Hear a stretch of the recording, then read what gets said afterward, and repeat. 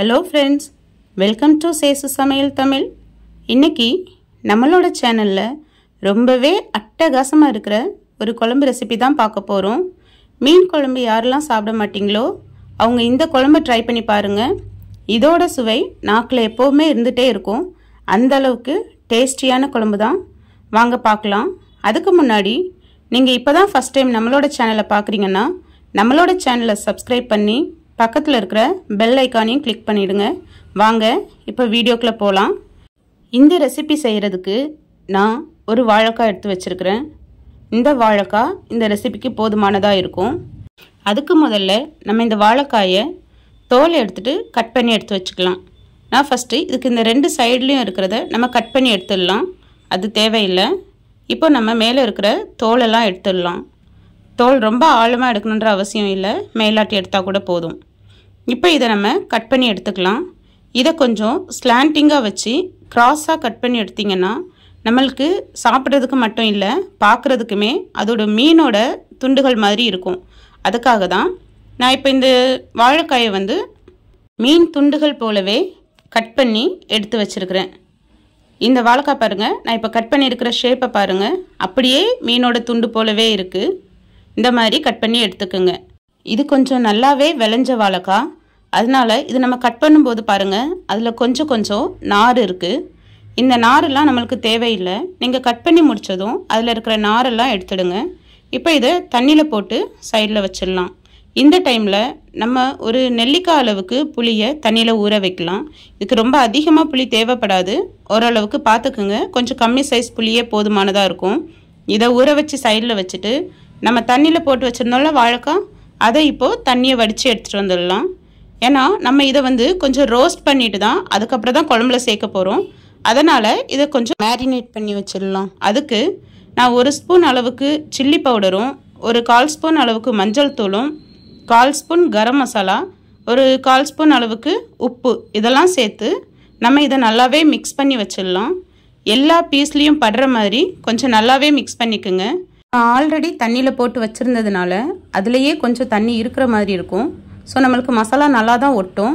ஒருவேளை உங்களுக்கு ட்ரையாக தெரிஞ்சுது அப்படின்னா ஒரு 1/2 ஸ்பூன் அளவுக்கு நம்ம எண்ணெய் ஊற்றிட்டு அதை நல்லாவே மிக்ஸ் பண்ணிடலாம். பாருங்கள், இப்போ நல்லாவே மிக்ஸ் ஆகிடுச்சு.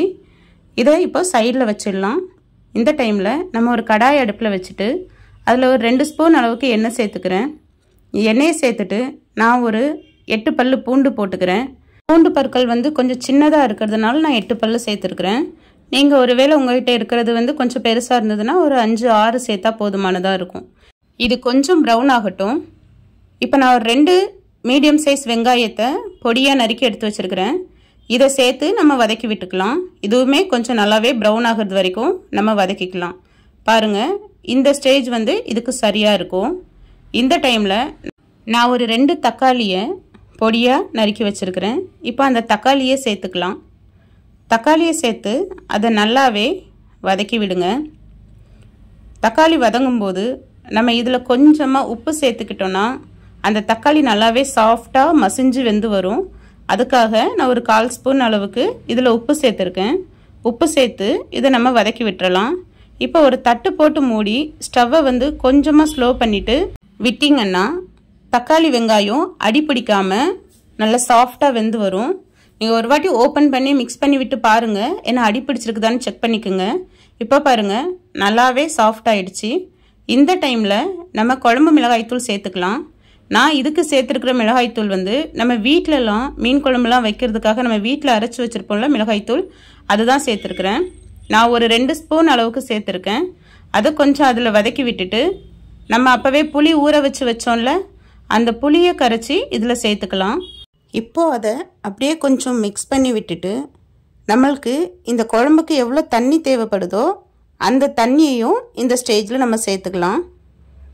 நம்ம குழம்பு எவ்வளோ திக்காக வரணும்னு நினைக்கிறோமோ அதை விட கொஞ்சம் எக்ஸ்ட்ராவாக தண்ணி வச்சோன்னா நம்ம குழம்பு கொதித்து வரும்போது நம்மளுக்கு அந்த ஸ்டேஜுக்கு வந்துடும். இப்போ இதை ஒரு மூடியை போட்டு ஒரு 6-7 நிமிஷம் அதை அப்படியே கொதிக்க விட்டுருங்க. நல்லா கொதிச்சாதான் அதோட பச்சை வாசனைலாம் போகும். ஸ்டவ்வை மீடியம் ஃப்ளேமில் வச்சுக்கோங்க. இப்போ இந்த பக்கம் நான் ஒரு தோசைக்கல்லை நான் அடுப்பில் வச்சுருக்கிறேன். நம்ம ஏற்கனவே மிக்ஸ் பண்ணி வச்சோம்ல, அதெல்லாம் இப்போ இதில் ரோஸ்ட் பண்ணி எடுக்க போகிறோம். அதுக்காக தான் தோசைக்கல் அடுப்பில் வச்சு ஒரு 2 டேபிள் ஸ்பூன் அளவுக்கு நான் ஆயில் சேர்த்துருக்கேன். சேர்த்துட்டு ஆயில் சூடானதும் நம்ம அப்போவே ஊற வச்சு வச்சுருந்தோம்ல வாழைக்காய் துண்டுகள், இதையெல்லாம் ஒவ்வொன்றா எடுத்து அதில் போட்டு நம்ம வேக விடலாம். இந்த டைமில் நம்ம இந்த குழம்புக்கு தேவையான தேங்காவை அரைச்சிட்டு வந்துடலாம். அதுக்கு நான் இங்கே காமிக்கிறேன்ல அந்தளவுக்கு தேங்காவும் ஒரு மீடியம் சைஸ் பெரிய வெங்காயமும் கட் பண்ணி மிக்ஸி ஜாரில் போட்டிருக்கேன். இதை வந்து கொஞ்சம் நல்லாவே தண்ணி ஊற்றி நைஸ் பேஸ்ட்டாக அரைச்சிக்கலாம். இப்போ பாருங்கள், நமக்கு ஒரு சைடு வந்துடுச்சு. இப்போ அதை திருப்பி போட்டு இன்னொரு பக்கமும் வேக வைக்கலாம். இப்போ பாருங்கள், இது நல்லாவே வெந்துடுச்சு. இப்போது இதை எல்லாத்தையும் ஒரு பிளேட்டில் நம்ம எடுத்து வச்சிடலாம். இதை இப்படியே சாப்பிட்டா கூட ரொம்பவே டேஸ்டியாக இருக்கும். பாருங்கள், இப்போ இந்த பக்கம் நம்ம குழம்பு வந்து ஓப்பன் பண்ணி பார்க்கலாம். குழம்ப ஒரு கரண்டியை வச்சு மிக்ஸ் பண்ணி விடுங்க.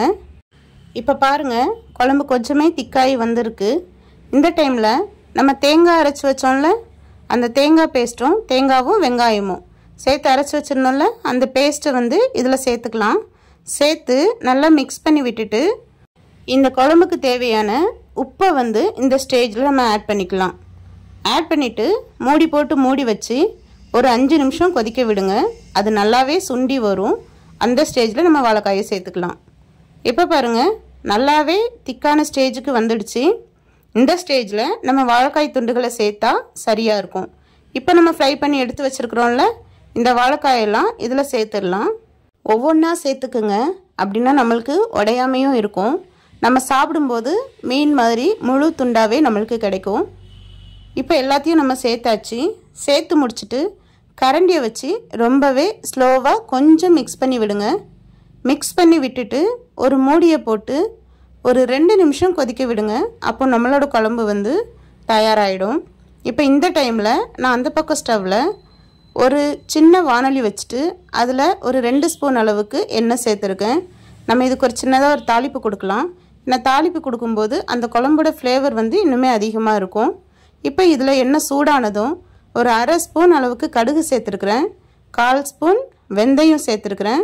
ரெண்டும் பொரிஞ்சதும் கொஞ்சம் கருவேப்பிலை, பொடியாக நறுக்கிய வெங்காயம், ஒரு 5 சின்ன வெங்காயம் எடுத்திருக்கேன் நான் இதுக்கு. அதையும் போட்டு கொஞ்சம் நல்லாவே பொன்னிறம் ஆகட்டும். ஆகிறது வரைக்கும் ஃப்ரை பண்ணி விடுவோம். இப்போ இங்கே பாருங்கள், நம்மளோட குழம்பு நல்லாவே ரெடி ஆகிடுச்சு. பாருங்கள், அந்த துண்டுகள் எல்லாம் அப்படியே முழுசாக நல்லாவே இருக்குது. இதில் இருக்கிற மசாலாவும் இப்போ இதில் வந்து சேர்ந்துருக்கும். அதனால தான் நம்ம குழம்புல ஃபஸ்ட்டு கொஞ்சம் கம்மியாக மிளகாத்தூள் போட்டிருந்தோம். இப்போது ஸ்டவ்வை ஆஃப் பண்ணிவிட்டு அதில் தாளித்து வச்சோம்ல, அந்த இதையும் தூக்கி இதில் நம்ம இப்போ ஊற்றிடலாம். பாருங்கள், பார்க்குறதுக்கே அட்டகாசமாக இருக்குது. சாப்பிட்டு பார்த்திங்கன்னா அப்படி இருக்கும். இப்போ நம்மளோட வாழைக்காய் குழம்பு வந்து ரெடி ஆகிடுச்சு. இப்போ நம்ம குழம்பு சாப்பாட்டில் ஊற்றி சாப்பிட தயாராக இருக்குது. உங்களுக்கு இந்த ரெசிபி பிடிச்சிருந்ததுன்னா நம்மளோட சேனலை சப்ஸ்கிரைப் பண்ணி பக்கத்தில் இருக்கிற பெல் ஐக்கானையும் கிளிக் பண்ணி ஆளுங்கிற ஆப்ஷனையும் கொடுத்துருங்க. தேங்க்ஸ் ஃபார் வாட்சிங்.